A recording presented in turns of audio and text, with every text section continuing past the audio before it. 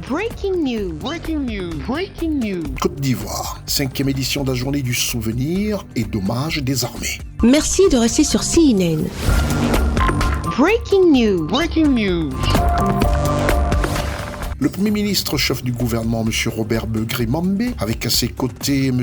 Tene Birahima Ouattara, ministre d'État, ministre de la Défense, et les chefs d'état-major général, le général de corps d'armée, général Lassina Doumbia, et l'ensemble des différents commandants de l'armée ivoirienne ont participé à la 5e édition de la journée du souvenir et d'hommage des armées. Une ambiance joyeuse et une rigueur militaire, une tradition qui a été confirmée une fois de plus le mercredi 31 juillet 2024, jour de commémoration pour l'armée ivoirienne. La cérémonie solennelle s'est déroulée à la place d'armes de l'état-major des armées, dans le cadre de cet élan de souvenirs des plus braves tombés sur les champs d'honneur et d'hommage aux fiers défenseurs de la patrie. Depuis le 27 juillet 2024, les forces armées de Côte d'Ivoire s'expriment et sont ouvertes aux citoyens. Déjà 5 ans que l'armée ivoirienne célèbre ses changements successifs, elle qui célèbre ses 64 ans d'existence, comme une répétition du 7 août avant l'heure. Revue des troupes puis défilé en présence du Premier ministre, chef du gouvernement, M. Robert Begré-Mambé. Depuis l'édition 2023,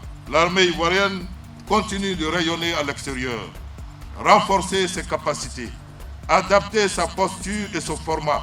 À ce jour, ce sont plus de 250 casques bleus ivoiriens qui sont déployés en Centrafrique, quand une cinquantaine de casques blancs portent le flambeau des armées ivoiriennes en Guinée-Bissau. Leurs devanciers, désengagés du Mali, ont été déclarés meilleurs bataillons du secteur ouest de la MINUSMA. Cette progression qualitative est l'œuvre de ressources humaines de qualité dont la gestion est en perpétuelle optimisation. Au bilan, le lien entre les armées et les populations s'améliore et se renforce.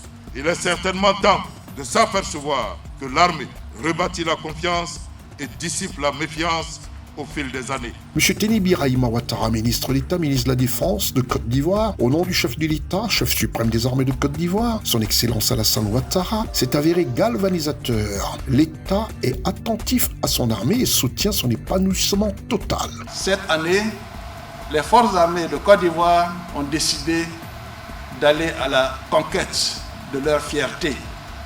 Nous nous en réjouissons.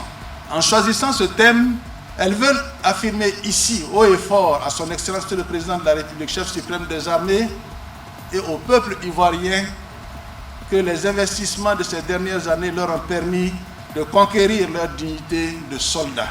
En effet, le chef de l'État et les gouvernements successifs de sa magistrature ont toujours œuvré pour améliorer les conditions de vie et de travail de l'ensemble des personnels de ces armées. On peut citer les travaux de construction et de réhabilitation des casernes qui ont créé un environnement propice au bien-être de nos soldats, les réformes institutionnelles et structurelles entreprises depuis une dizaine d'années qui ont contribué au renforcement de la discipline au sein de la troupe et des liens armée-nation. En cette journée d'hommage et de souvenir, les anciens ne sont pas oubliés. Lors de cette célébration, les soldats blessés dans l'exercice de leur service, ainsi que les entrepreneurs et les partenaires qui ont soutenu l'édification de l'armée ivoirienne, ont tous reçu des incitations telles que des médailles en or, argent et bronze. La cérémonie a été marquée par le dépôt de 2 gerbes de fleurs par le Premier ministre chef du gouvernement de Côte d'Ivoire, M. Robert Begré-Mambé, et M.